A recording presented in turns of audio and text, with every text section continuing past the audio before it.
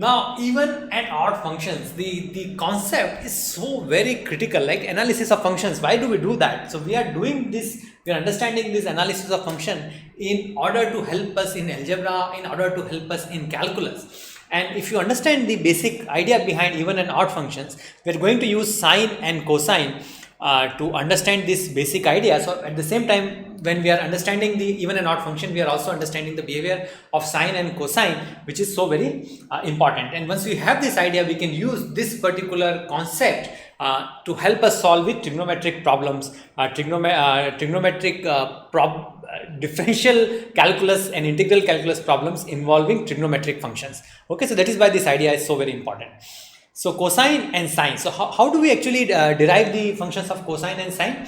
That is very, very simple. Okay, so we take a unit circle. Unit circle means that a circle which has a radius of 1, and here we form a triangle in such a way that the hypotenuse makes an angle of theta with the x-axis. Now, when this is the value of theta, these two sides, the perpendicular and the base, give us the this is the perpendicular and this is the base. If you want to also call them opposite side and adjacent side, that is also fine. They give us the value of sine theta and cos theta. Now, as I rotate the angle of theta, the various values of this angle will produce different values of sine and cosine, which we can actually plot in a graph and understand why the sine and cosine behave in the way they do.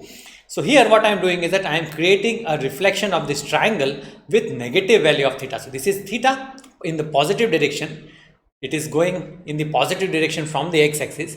In the downward direction, if I go from the x-axis, then this is negative. So here my angle is actually equal to minus theta. So I am just creating a reflection.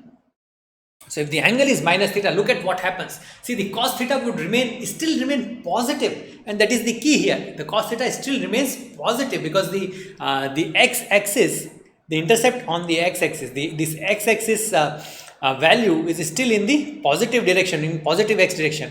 Whereas the sine theta right here has actually become negative. Why? Because it is in the negative direction. It is in the direction of minus y-axis. Okay, so that is why it has become a negative, and that is the key here. That is what we say when we say that a function is even. What does it mean? It means that f of minus x, okay, f of minus x is equal to fx. And for such functions, for example, the cosine that we just saw here, cos of minus theta is equal to cos theta.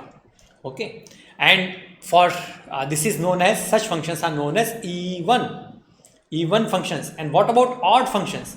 Can we quickly come to the definition of odd functions as well? It is very, very simple. For odd functions, the same thing does not hold true.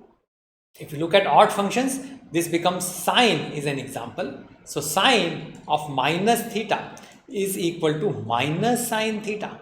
Okay, and that you can clearly see here because sine has gone in the negative direction, in the minus y-axis direction, and that is why it has become negative.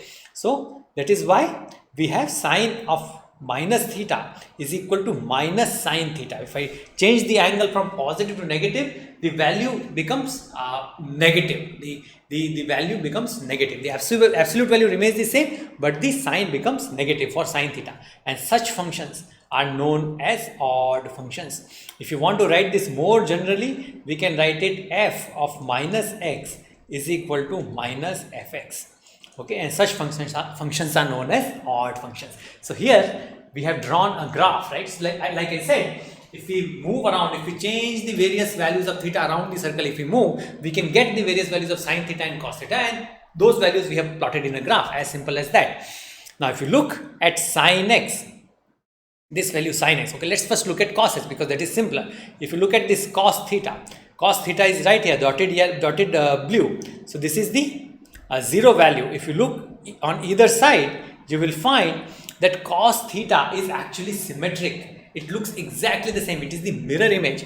Okay, it is the mirror image. So if this is the value here on the positive direction, if you go the same theta distance in the negative direction, the value remains the same. It does not even change the sign, and that is why cos theta, because it is if you reflect it, it is symmetric around the around this y-axis. That is why it is positive in the sense that it is even function. That is why cos theta is an even function. What about sine theta? If you look at sine theta, let's look at sine theta now. Sine theta, if you look along the y-axis, what happens? If I go in the positive direction, if I go a certain distance in the positive direction, and if I go the same distance in the negative direction, the magnitude of sine theta actually remains the same. The magnitude does not change, but the sign changes. In the positive, if I am going in the positive x direction, the sign of sine theta was positive. It was above the x-axis. If I go the same distance in the negative x direction, the sign of the sine theta actually changes. The magnitude is the same. I have to still go the same distance, but this time I have to go the same distance below the x-axis, and that is why sine theta is actually an odd function. Okay, so hopefully things are very clear. The concept of odd and even is also very clear. Again, very important concept for calculus and in the analysis of functions. Okay, thank you.